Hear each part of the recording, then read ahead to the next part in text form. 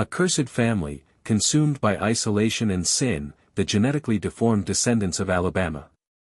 This is not some legend or tale of folklore.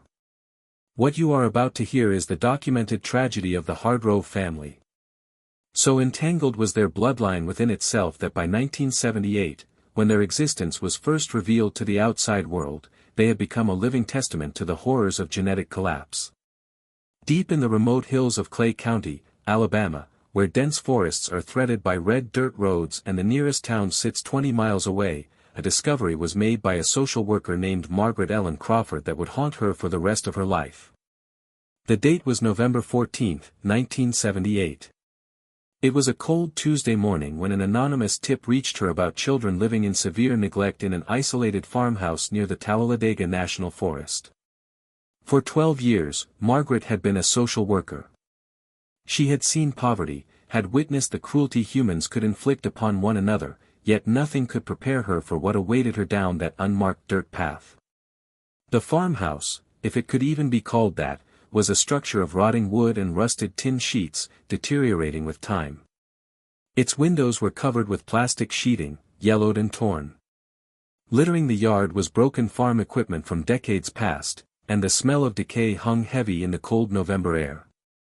As Margaret approached the front porch, her heart pounded with a mixture of professional duty and primal fear, and she heard sounds from within. Not the sounds of a normal household, but something unsettling, a chorus of incomprehensible vocalizations, grunts, and moans that seemed barely human. 3 times, she knocked on the door. There was no answer.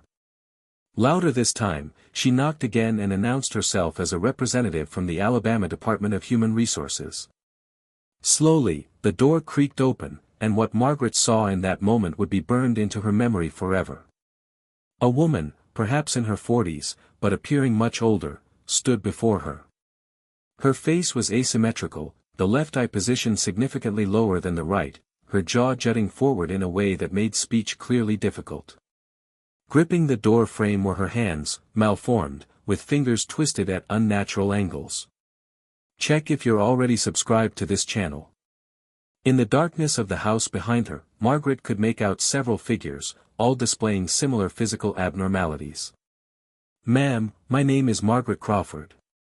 I'm here to check on the welfare of the children in this household," Margaret stated, her voice trembling despite her years of experience. The woman attempted to speak, but the sounds that emerged were largely unintelligible, a garbled mixture of vowels and consonants that bore only a vague resemblance to English. Margaret entered the home, and what she discovered over the next 2 hours would become the foundation for one of the most disturbing cases of familial consanguinity ever documented in the United States. Inside the cramped, dark rooms of the Harrow farmhouse lived 11 individuals, their ages ranging from 6 to 62 years old. Every single one of them bore the unmistakable physical markers of severe inbreeding, microcephaly, facial asymmetry, skeletal deformities, cognitive impairments, and, in 3 cases, what appeared to be conditions consistent with genetic disorders that Margaret had never encountered in her career.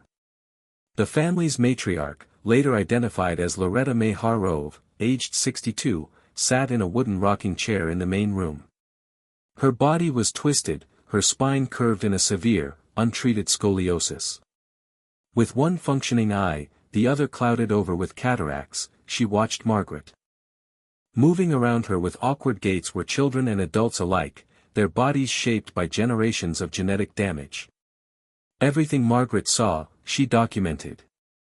The lack of proper sanitation, the absence of running water, the food supplies consisting mainly of canned goods and dried corn from their small field. But more disturbing than the poverty was the family structure itself. As she conducted interviews over the following weeks, with the help of interpreters who could understand the family's unique dialect and speech patterns, a horrifying picture began to emerge. The Hargrove family had been living in complete isolation for at least 4 generations. Except for occasional trips to purchase supplies in the nearest town, trips made only by the least visibly affected members, they had no contact with the outside world. Within this isolated existence, marriages had occurred between first cousins, between uncles and nieces, between second cousins, and, in at least 2 documented cases, between siblings. Check if you're already subscribed to this channel. You won't want to miss our exclusive investigations into America's darkest family secrets that mainstream media refuses to cover. Hit subscribe now to join our community of truth seekers. When geneticists from the University of Alabama finally constructed it, the family tree resembled not a tree at all, but a tangled knot, with bloodlines crossing and recrossing in a pattern that defied normal genealogical structure. In 1978, the genetic testing as we know it today did not exist. The structure of DNA had been discovered in 1953, but the technology to analyze individual genetic markers was still in its infancy, certainly not available for routine casework in rural Alabama. However, through physical examination and family history interviews, medical doctors who examined the Hargrove family could identify the clear results of what they termed genetic load, the accumulation of harmful recessive traits that emerge when closely related individuals reproduce, generation after generation. Dr. Theodore Williamson, a pediatric geneticist from Birmingham who volunteered his services to the case, examined each family member thoroughly over a period of 3 months in late 1978 and early 1979. His reports, which would later be published in a medical journal under pseudonyms to protect the family's identity, detailed an array of congenital abnormalities that read like a textbook of genetic disorders: cleft palates that had healed incorrectly, limb malformations, severe intellectual disabilities, heart defects that had somehow not proven fatal, and neurological conditions that affected motor control and speech. But perhaps most disturbing were his findings regarding the family's reproductive history. Through careful interviews, Dr. Williamson discovered that over the 4 generations of extreme isolation, the family had experienced a mortality rate among newborns and young children that exceeded 60%. Most of these children had died within the first year of life, their tiny bodies unable to sustain the genetic burden they carried. Those who survived often did so with severe disabilities that would mark them for life. Through the social services community in Alabama, the discovery of the Harrow family sent shock waves. How had an entire family existed in such conditions, in such isolation, in the modern United States? How had no one noticed? How had no one intervened? The answers, as investigators would discover, lay in the deliberate choices made by the family's patriarch 4 generations earlier. To understand the Hargrove tragedy, one must travel back to the year 1898, to a very different Alabama, a state still recovering from the devastation of the Civil War and Reconstruction. It was in this year that Ezekiel Hargrove, a man described in county records as a farmer and landowner, made a decision that would doom his descendants for generations to come. The son of a plantation overseer who had lost everything in the war's aftermath, Ezekiel was born in 1862. By the time Ezekiel reached adulthood, the old social order had collapsed, and families like his found themselves struggling to maintain any semblance of their former status. From his family, Ezekiel inherited 160 acres of marginal farmland in the hills of Clay County, land that was rocky, difficult to cultivate, and far from the more prosperous agricultural regions of the state. At the age of 23, in 1885, Ezekiel married his first cousin, Ruth Ann Hargrove, the daughter of his father's brother. While increasingly frowned upon by the late 19th century, this marriage was not illegal in Alabama and was still practiced in isolated rural communities where the pool of potential marriage partners was limited. 7 children were had by Ezekiel and Ruth in between 1886 and 1899, though only 4 survived past infancy, a mortality rate that was high even by the standards of the era. But it was not this first generation of cousin marriage that sealed the family's fate. Rather, it was Ezekiel's growing paranoia and his radical interpretation of certain religious doctrines that led to the family's complete withdrawal from society. By all accounts, including testimony from elderly residents of Clay County interviewed in 1979 who remembered stories passed down from their grandparents, Ezekiel became convinced that the outside world was corrupt, that intermarriage with outsiders would pollute the family's bloodline, and that only by keeping the family pure could they maintain their righteousness in the eyes of God. These beliefs, which bore some resemblance to certain extreme interpretations of Old Testament teachings about maintaining tribal purity, became the foundation of what could only be described as a family cult. Ezekiel forbade his children from attending school, from socializing with neighbors, from attending church in town. Instead, at home, he conducted religious services, teaching his children that they were chosen, special, set apart from the sinful world beyond their property boundaries. When Ezekiel's eldest son, Josiah, reached marriageable age in 1904, there was no question of him finding a wife outside the family. Josiah married his own sister, Temperance, in a ceremony conducted by Ezekiel himself, with no official record, no license, no acknowledgement by any authority outside the family. From this union, 6 children were produced, 3 of whom survived past childhood. Contemporary medical knowledge would later confirm that the children of this union would have carried a significant genetic burden, with each child having a 25% chance of inheriting 2 copies of any harmful recessive gene carried by their parents. Into the 3rd generation, the pattern continued. In the 1920s and 1930s, as the rest of America experienced the Jazz Age, the Great Depression, and the beginnings of modern social reform, the Harrow family remained locked in their self-imposed prison. So complete was the family's isolation that they were not counted in the 1920 or 1930 census. Their property was so remote and their hostility to outsiders so well known that census takers simply avoided the area. By the 1940s, the physical effects of 3 generations of close inbreeding were becoming impossible to ignore, even within the family. Children were being born with increasingly severe deformities. Even higher climbed the infant mortality rates. What we would now recognize as genetic disorders related to recessive gene expression, metabolic disorders, skeletal dysplasias, and neurological conditions, were suffered by several family members.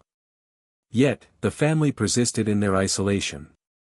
Ezekiel, who lived to the remarkable age of 84, dying in 1946, had so thoroughly indoctrinated his descendants with his beliefs that even after his death the pattern of isolation and intermarriage continued. The family's next patriarch became his grandson, Nathaniel Hargrove, born in 1915 from the union of 2 first cousins. Nathaniel himself bore the marks of genetic damage, a severe underbite, crossed eyes, and a limp from a malformed hip joint. In 1938, when he was 23 and she was just 15 years old, Nathaniel married his niece, Loretta May. The generation that Margaret Crawford would encounter in 1978 would be produced by this union. Of the 9 children born to Nathaniel and Loretta May between 1939 and 1958, only 5 survived past the age of 10.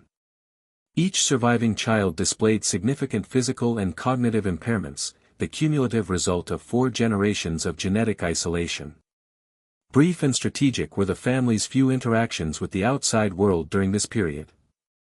Once or twice a year, the least visibly affected members would make the journey to the nearest town to purchase essential supplies, salt, sugar, fabric, kerosene, and, later, canned goods.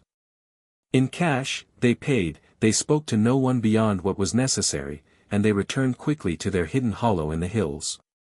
The Harroves were remembered by local residents, but with a mixture of pity, disgust, and superstitious fear. About the strange family in the hills, stories circulated, about their deformities, about their isolation. Some believed they were cursed. Others believed they were dangerous. That they did not exist was a convenient fiction pretended by most, allowing the community to avoid confronting an uncomfortable reality. It was only when one of the family's children, a boy named Thomas, then aged 9, wandered away from the property in November 1978 and was found by a local hunter that the truth could no longer be ignored. Shocked by the child's appearance and his inability to communicate clearly, the hunter took him to the sheriff's office in the county seat. This single act of concern set in motion the chain of events that would finally bring the Harrow family into the light of public scrutiny. Even at 9 years old, Thomas bore the unmistakable marks of severe inbreeding.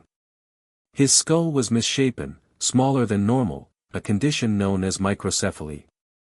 His eyes were widely spaced, his palate malformed, making speech nearly impossible. Severely delayed was his cognitive development.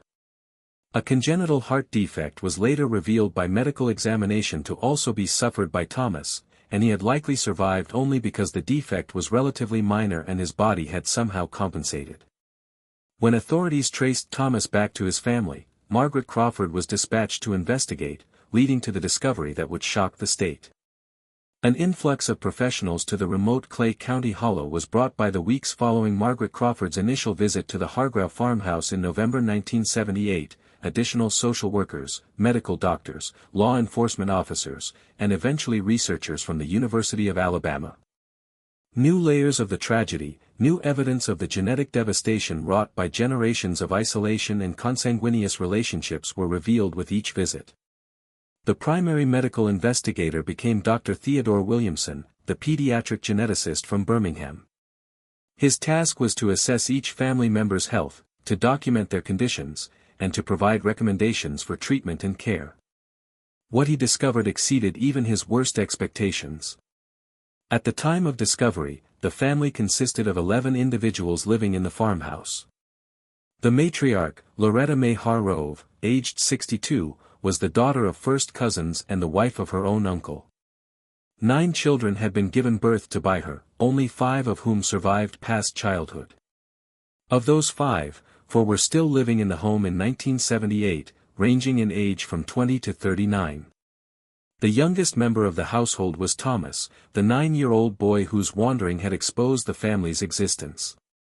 A lifetime of untreated medical conditions was revealed by Dr. Williamson's examination of Loretta May. So severe was her scoliosis that her torso was twisted nearly 45 degrees from its normal alignment. Chronic respiratory infections were suffered by her due to the compression of her lungs. Severely decayed were her teeth, what remained of them.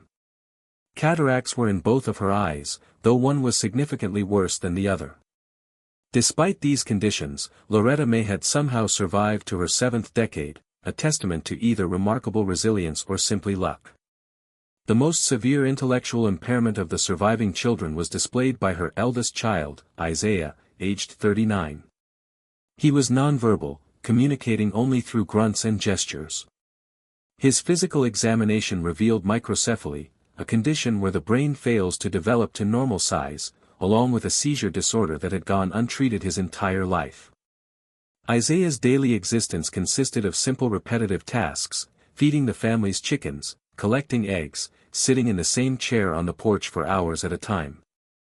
That Isaiah's cognitive functioning was equivalent to that of a 2-year-old child trapped in the body of a nearly 40-year-old man was estimated by Dr. Williamson. The second surviving child, Rebecca, aged 36, could speak, though her speech was heavily impaired by a cleft palate that had healed incorrectly in infancy. She served as the family's primary caretaker, cooking, cleaning, and managing the household as best she could. Rebecca's physical deformities were less severe than her siblings, but she suffered from chronic pain due to malformed hip joints that caused her to walk with a pronounced, painful limp. In his reports, Dr. Williamson noted that Rebecca demonstrated awareness of her family's situation, a painful consciousness that seemed to weigh heavily upon her. During one of his interviews with Rebecca, conducted in January 1979 with a speech therapist present to help translate her difficult speech, she revealed something that would become one of the most heartbreaking aspects of the entire case. With tears streaming down her asymmetrical face, Rebecca described the deaths of her siblings, children she had helped raise and then watched die. She spoke of a baby brother, stillborn with such severe deformities that Loretta May had wrapped the tiny body in cloth and buried it in the woods without ceremony. She spoke of a sister, Mary, who had lived to age 7 before dying of what was likely a treatable infection, her body too weak to fight off even common illnesses. We knew, Rebecca struggled to say, her words barely comprehensible. We knew something was wrong. We knew we were different. But grandfather said this was how it had to be. This was God's plan for us. The third surviving child, Daniel, aged 28, was blind in one eye and had severe cognitive impairments, though less profound than Isaiah's. Daniel could perform simple tasks and could communicate basic needs, but he lived in a perpetual state of confusion about the world beyond the farm. The fourth, Miriam, aged 20, was the mother of Thomas. Though the identity of Thomas's father was a secret that would eventually be revealed to be Daniel himself, making Thomas the product of a union between siblings. As Dr. Williamson compiled his findings, he consulted with colleagues at the University of Alabama and at the Centers for Disease Control in Atlanta. Together, they constructed a genetic analysis, not through DNA testing, which was not yet available for such purposes, but through careful examination of physical traits, family history, and the application of known principles of genetic inheritance discovered by Gregor Mendel in the 19th century and expanded upon throughout the early 20th century. Stark were their conclusions. One of the most severe cases of genetic depression due to inbreeding ever documented in modern America was represented by the Harrow family. The coefficient of inbreeding, a measure of the probability that two copies of a gene in an individual are identical by descent from a common ancestor, was extraordinarily high. In the case of young Thomas, with parents who were full siblings, this coefficient was 0.25, meaning that 1/4 of his genetic material was likely to be identical copies of genes from a single ancestral source, dramatically increasing the risk of recessive genetic disorders. A catalogue of conditions present in the family was documented by the medical team: cleft palates, heart defects, skeletal dysplasias, microcephaly, intellectual disabilities, vision impairments, hearing loss, seizure disorders, immune deficiencies, and metabolic abnormalities. Had they occurred in isolation, many of these conditions could have been treated or managed with proper medical care. But in the Harrow family, they clustered together, with single individuals often suffering from multiple severe conditions simultaneously. Beyond the physical and cognitive effects, the profound social and emotional impact of the family's isolation was also documented by Dr. Williamson and his team. Their own dialect had been developed by the Harrows, a mixture of archaic English, family-specific words, and sounds that compensated for the speech difficulties caused by their physical deformities. They had no concept of modern society, no understanding of technology beyond the most basic tools, no education beyond what little Ezekiel had taught his children from an old Bible and a few other books. When asked about their situation, about why the family had remained so isolated, the answers were always the same, delivered in halting, difficult speech. Grandfather said the outside world was evil. Grandfather said we must keep the bloodline pure. Grandfather said this was God's will. Even in 1979, more than 30 years after Ezekiel's death, his influence dominated the family's worldview. The family's survival strategies were also revealed by the investigation. Almost entirely off their land, they had lived, growing corn, beans, and vegetables in small fields cleared from the forest. For eggs and meat, they raised chickens. They hunted deer and small game in the surrounding woods. They had no electricity, relying on kerosene lamps and a wood-burning stove. They had no telephone, no radio, no television. The occasional supply run to town was their only link to the outside world. As winter gave way to spring in 1979, the question facing Alabama authorities became increasingly urgent. What should be done with the Harrow family? Their living conditions were clearly inadequate. Their health needs were dire, and several of the younger members were being denied basic education and medical care. Yet the family resisted intervention. Despite their suffering, despite their obvious need for help, they viewed outsiders with suspicion and fear. In March 1979, legal proceedings began. For temporary custody of the three youngest family members, Thomas, aged 9, and two other children, ages 6 and 12, who had previously been hidden from authorities, the state of Alabama filed. Significant media attention was drawn by the hearings, held in the Clay County Courthouse, though the families' names were kept confidential in most reporting. If you're feeling the weight of this family's suffering, type this in the comments right now. Their pain must be remembered because forgetting them means their tragedy was for nothing. The courtroom testimony was heartbreaking. Medical experts described conditions that shocked even seasoned judges and attorneys. Social workers described the squalor of the living conditions. But most impactful was when Rebecca herself testified. Struggling through her impaired speech to explain her family's situation. She spoke of love, of caring for her siblings, of doing the best she could with the knowledge and resources available to her. She also spoke of fear, of awareness that something was terribly wrong, of a desperate hope that maybe finally someone could help them. The judge's ruling, delivered in April 1979, attempted to balance the family's rights with the needs of the children. The three youngest members would be removed temporarily and placed in specialized foster care where they could receive medical treatment and education. The adult members would remain on their property but would be required to accept regular visits from social workers and medical professionals. As the family matriarch, Loretta May would receive a court-appointed guardian to help manage the family's affairs and ensure they received necessary services. But far from over was the story of the Harrow family. A crisis within the family was sparked by the removal of the children. Isaiah, who had become attached to young Thomas, fell into a depression, refusing to eat and rocking in his chair for hours without responding to anyone. Rapidly, Loretta's health deteriorated. The stress of the situation was exacerbating her already severe medical conditions. And Rebecca, who had hoped for help, found herself torn between loyalty to her family's traditions and the growing awareness that those traditions had caused immeasurable harm. As 1979 progressed and the Harrow family remained under state supervision, increasingly clear became the full scope of the genetic devastation. At Children's Hospital in Birmingham, the three children removed from the home received comprehensive medical evaluations. Evaluations that revealed the cruel price of 4 generations of closed genetic isolation. Thomas, the 9-year-old whose wandering had exposed the family, underwent extensive testing. Beyond the obvious physical deformities, the microcephaly and facial malformations, doctors discovered significant internal damage. His heart defect, initially thought to be minor, was actually more complex than first examination had revealed. Signs of metabolic dysfunction, likely due to an inherited enzyme deficiency, were shown by his liver.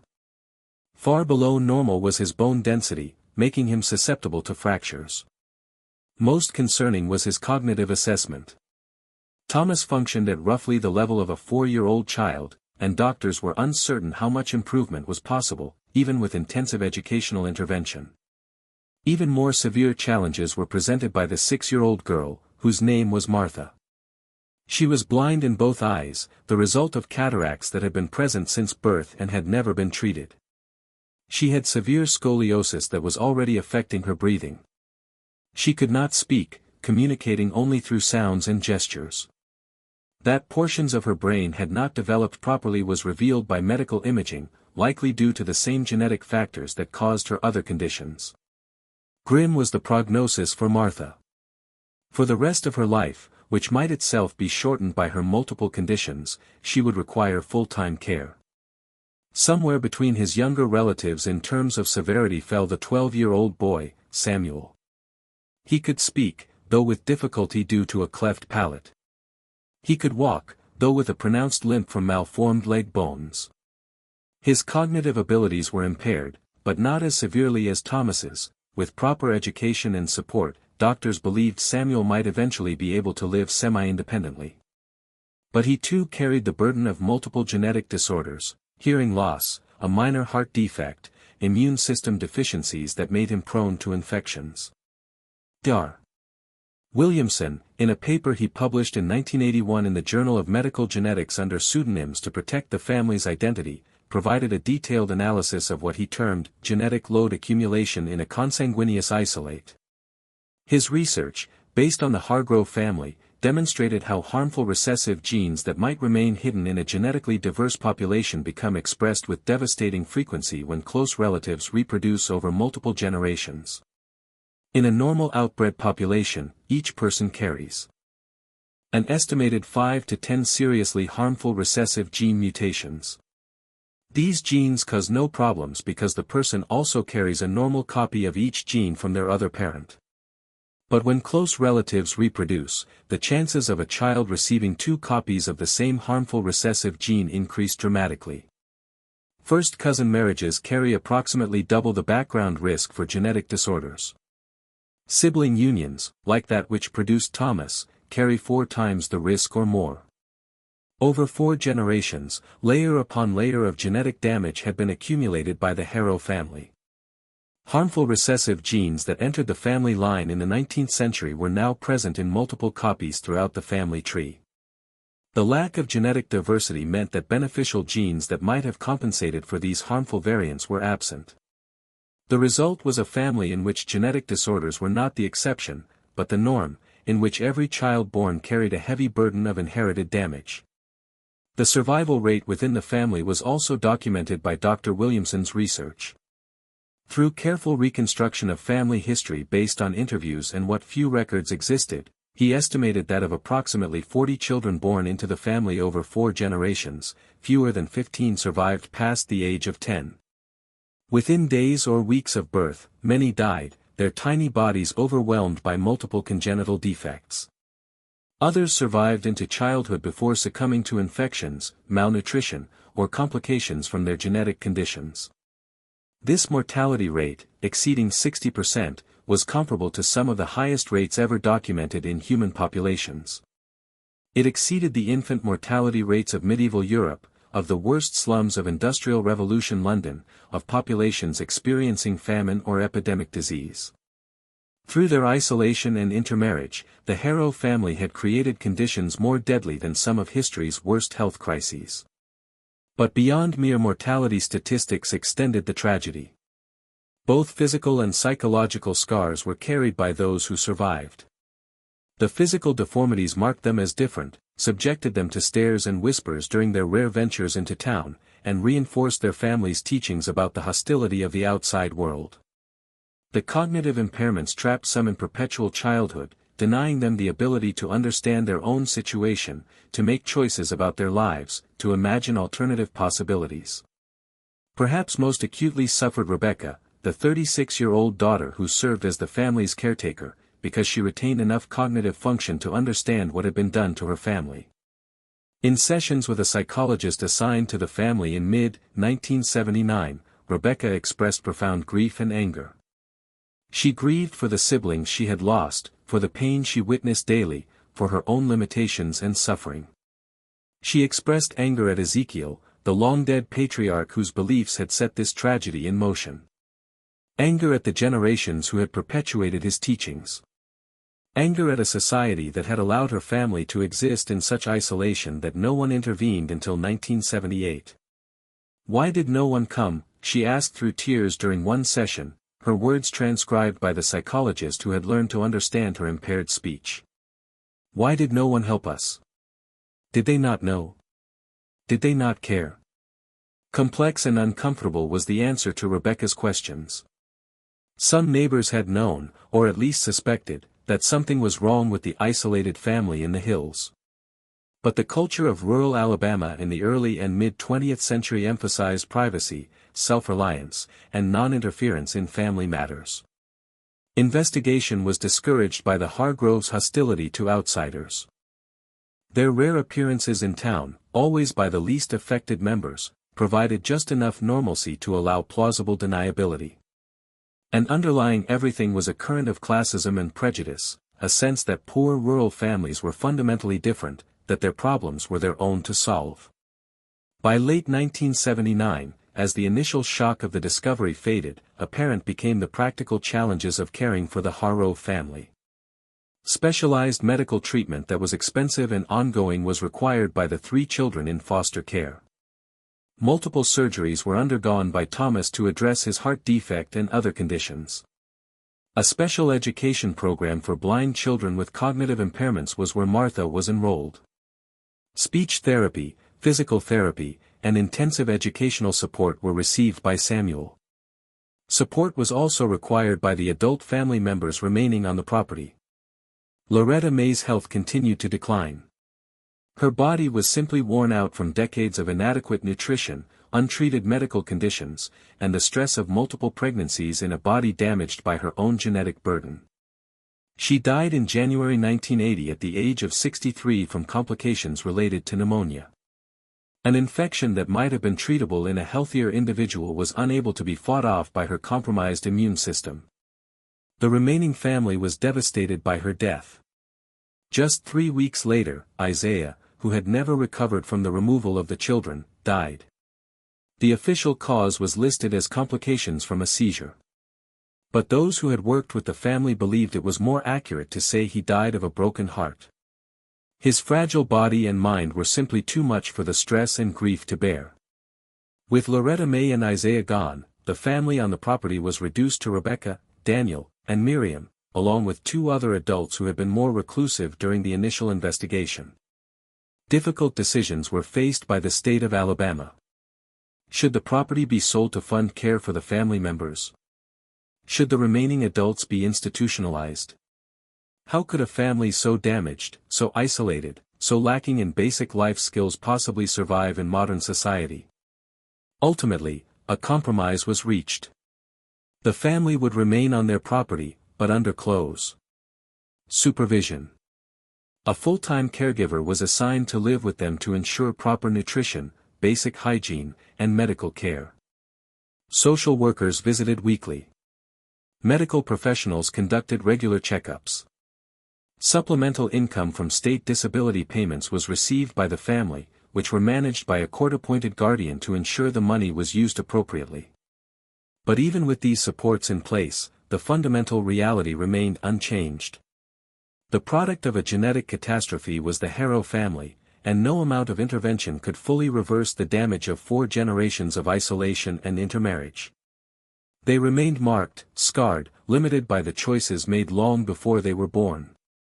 The Harrow family story did not end with the interventions of 1979 and 1980, but rather entered a new chapter, one marked by ongoing challenges, small victories, and ultimately a gradual fading into history as the damaged bloodline slowly extinguished itself. Of all the children, Thomas, removed from the family at age 9, received the most intensive intervention. Over the next 5 years, he underwent 7 surgeries to address his heart defect, his cleft palate, and various orthopedic issues related to his skeletal deformities. He was placed with a foster family specially trained to work with children with severe disabilities. He attended a special education program where patient teachers worked to develop his limited cognitive abilities. By 1985, at age 16, Thomas had made progress that his doctors initially thought impossible. He had learned to read simple words. He could perform basic arithmetic. He could communicate his needs clearly, though his speech remained heavily impaired. He would never live independently, would never work a regular job, would never have a normal life. But he had achieved a quality of life far beyond what would have been possible had he remained with his biological family in the isolated hollow. Less dramatic progress was made by Martha, the 6-year-old girl who was blind. Her multiple disabilities simply overwhelmed even the most intensive interventions. She was placed in a specialized residential facility where she received round-the-clock care. She learned to navigate her environment through touch and sound. A limited form of communication through signing into the hands of her caregivers was developed by her. But she remained dependent for all basic activities of daily living, trapped in a body and mind damaged beyond repair by her genetic inheritance. Somewhere between fell Samuel, the 12-year-old boy. With proper medical care, education, and support, he achieved a degree of independence. By his early 20s, he was living in a supervised group home, working part-time at a simple job sorting items at a recycling center, participating in community activities designed for adults with disabilities. He would never be fully independent, but he had escaped the fate that would have awaited him on the isolated family property. Back in Clay County, the remaining Hardrow family members struggled with their new reality. Rebecca, despite her physical limitations and cognitive challenges, proved remarkably adaptable with the support of her assigned caregiver and social workers. She learned basic literacy, learned to manage simple household tasks more effectively, and even developed a small business selling eggs from the family's chickens at a local farmer's market. She became, in her limited way, an advocate for her family, working to ensure they received the services and support they needed. Daniel and Miriam, both more severely impaired than Rebecca, required more intensive support. They remained on the family property, living lives that were only marginally more connected to the outside world than they had been before 1978. The caregiver assigned to live with them ensured they had adequate food, clean clothing, and basic medical care, but could do little to overcome the profound limitations imposed by their genetic damage. As the years passed, gradually diminished did the Harrow family. Miriam died in 1987 at age 29 from complications related to her multiple congenital conditions. Daniel died in 1993 at age 43, his heart finally giving out after decades of struggling with his defect. One by one, the damaged descendants of Ezekiel Hargrove's grand experiment in genetic isolation passed away, most without having children of their own, bringing the doomed bloodline slowly toward extinction. Rebecca, the family's longest survivor, lived until 2003, dying at age 60 from complications related to her lifelong physical deformities. In her final years, she lived in a small apartment in town, supported by disability payments and occasional visits from social workers. She had learned to read and write, at least at a basic level. And in the months before her death, she worked with a researcher from the University of Alabama to document her family's history, to ensure that their story would not be forgotten. "Let people know," Rebecca told the researcher, her speech still impaired, but her message clear. "Let them know what happens when families turn inward. When isolation becomes absolute. When tradition matters more than life itself. We were not evil people. We were victims of beliefs, of fears, of circumstances we did not create. But we suffered. God, how we suffered." Far beyond their individual stories extended the scientific legacy of the Harrow family. Dr. Williamson's research, published in multiple papers throughout the 1980s, became a cornerstone study in human population genetics. With painful clarity, his work demonstrated the dangers of genetic isolation, the accumulation of harmful recessive genes over generations, and the catastrophic consequences when genetic diversity is lost. The Hargrove case was used in medical schools to teach genetic counseling. It appeared in textbooks on human genetics as a cautionary example. It informed public health policies regarding consanguineous marriages and the importance of genetic screening. It provided data that helped refine mathematical models of inbreeding depression in human populations. But beyond the science, uncomfortable questions about society's responsibility to its most vulnerable members were raised by the Harrow family story. How had an entire family been allowed to exist in such isolation, in such suffering, for so long? What systems had failed that no intervention occurred until a child wandered away and was found by chance? What role did poverty, geography, prejudice, and cultural attitudes about privacy and family autonomy play in enabling this tragedy?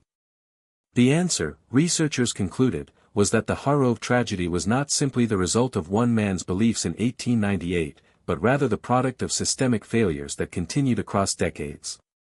Inadequate social services and limited government oversight were meant by rural poverty. That families could exist outside normal social networks was meant by geographic isolation. That neighbors who might have suspected something was wrong felt it was not their place to intervene was meant by cultural attitudes about family privacy. That the few times the Hargroves were noticed, they were more likely to be dismissed as strange but harmless rather than recognized as a family in crisis was meant by prejudice against poor rural families. Reforms in Alabama's social services system were contributed to by the Hargrove case. Mandatory reporting laws were strengthened. Rural outreach programs were expanded. Educational campaigns were launched to help community members recognize signs of severe neglect or harmful family situations. While these reforms came too late for the Harrows themselves, they potentially prevented similar tragedies from developing in other isolated families. By the early 21st century, the Harrow farmhouse had fallen into complete ruin. The property, never formally sold, eventually reverted to the county for unpaid taxes. Under the weight of time and weather, the buildings collapsed. By forest, the small cleared fields were reclaimed. The only evidence that remained of the family's existence was a small, unmarked cemetery in the woods where dozens of Hargroves were buried, most having lived only days or weeks. Their tiny bodies now returned to the red Alabama clay from which Ezekiel had once tried to carve out his isolated kingdom. Today, the hollow where the Harrow family lived for 4 generations is silent. Visited only occasionally by researchers, medical students, or others interested in this dark chapter of American history. The isolation that Ezekiel Hargrove believed would protect his family instead destroyed it, generation by generation, until nothing remained but memories and medical records and the painful lessons learned from their suffering. As a monument to the dangers of isolation, to the importance of genetic diversity, to the catastrophic consequences when ideology overrides biology, and to the suffering that can occur when society fails to protect its most vulnerable members, stands the Hargrowth tragedy. Their story is not one of supernatural curses or mystical afflictions, but rather of the very real, very human consequences of choices made generations before, choices that condemned innocent children to lives of suffering and limitation. In the end, the genetically deformed descendants of Alabama were not cursed by any external force. They were cursed by isolation, by ignorance, by beliefs that placed purity of bloodline above the welfare of children, by a society that failed to intervene when intervention might have prevented immeasurable suffering. Their legacy serves as a warning that the most dangerous curses are those we create ourselves, through isolation, through fear of the outside world, through the belief that we can defy the fundamental laws of biology without consequence. If you're still watching this, it means these stories matter to you. Leave a comment saying, "I watched until the end, so I can know who truly values these untold histories." And if this story impacted you, hit the like button and share it with someone who needs to understand that the darkest chapters of history are often the ones no one wants to remember. Subscribe now so you never miss another revelation of the secrets families tried to bury forever.